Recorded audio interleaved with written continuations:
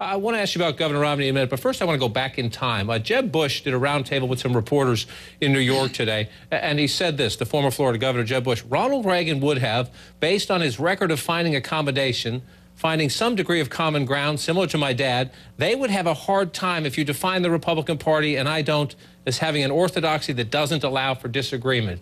Would Ronald Reagan and George H.W. Bush have a hard time in today's Republican Party?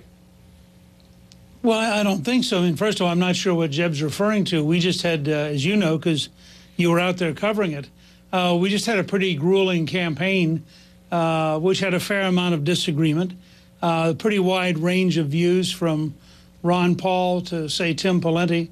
And I think in that framework, you're seeing us come together as a party. I think there's plenty of room in the Republican Party for a wide range of candidates. And in fact, I would argue that in many ways, we have a more diverse party today than the Democrats. It's much easier to be of a different view as a Republican without having the kind of pressure you'd have, for example, if you were a pro-life Democrat or if you were an anti-tax increase Democrat. He was referring specifically to the tax issue. He said last week when he was in Washington that if he could get a deal that was $10 in spending cuts for $1 in tax increases, that he would reluctantly go along, that he would give up on the revenue side if he got that deep in cuts. And that was his point, saying, you know, Ronald Reagan raised taxes. You were around, sir, when George H.W. Bush raised taxes, famously breaking his pledge. If you say I'm open to tax increases, does that make you a pariah in the Republican Party? No, but it gives you a very weak negotiating position. Ronald Reagan said that one of the greatest mistakes he made, he wrote this in his diary, was agreeing to the tax increase in 1982 in which the Democrats promised that they were going to give him $3 of spending cuts for every dollar of tax increase. They got all the tax increase. He got none of the spending cut.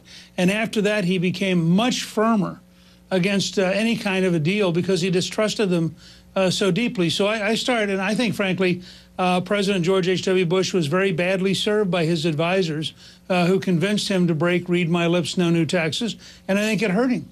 That doesn't mean you shouldn't occasionally find a compromise, doesn't mean you shouldn't be open to it, but you ought to be very cautious because Washington's a city which always wants more money. And the results we got last week, not just Wisconsin, but and my newsletter this week's about this, San Jose, San Diego, 66% of the people of San Jose voted to change the government employee pension plan. 70% of the people of San Diego voted to change the government pension plans. The American voters are coming to grips with the fact that we can't afford big government. And so I would start and say, maybe you would or wouldn't consider some revenue at the very end of a negotiation. But for a Republican to start with that position invites the left to take all the money and give us none of the reforms.